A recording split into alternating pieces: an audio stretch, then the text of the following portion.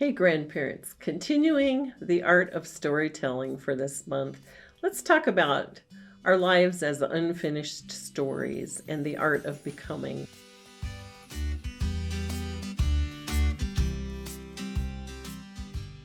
Now, we know, having lived a lot of years, that you're never finished. You just keep going and you keep learning new things and you keep having new experiences.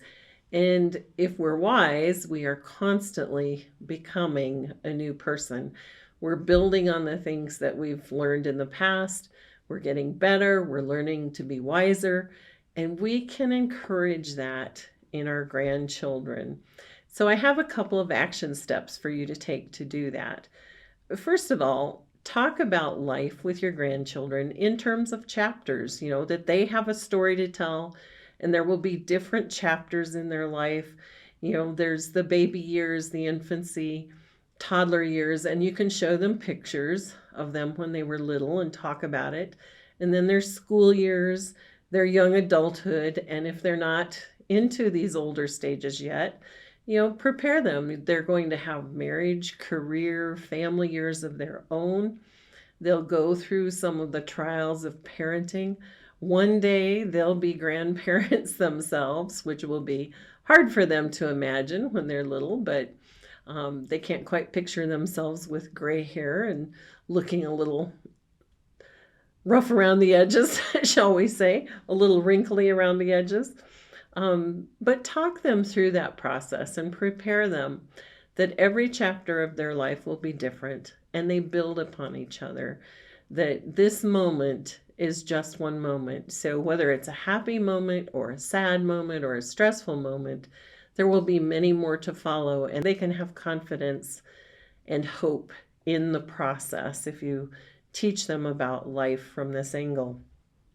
And then talk them about becoming, that they can pursue constant growth and wisdom, that is a great life goal, that they want to be ever building upon their past and their knowledge so that they become a better person every year of their lives. And just tell them it's a great thing. It's a great experience. As you get older and you get more comfortable in your skin, it's just, there's a peace and a joy to that. And it's a fun thing to kind of look back and know yourself at different ages and then see who you've become as this finally elder grandparent person. So prepare them for that life is a long-term experience. And then create a storytelling tradition. And this one could be really fun.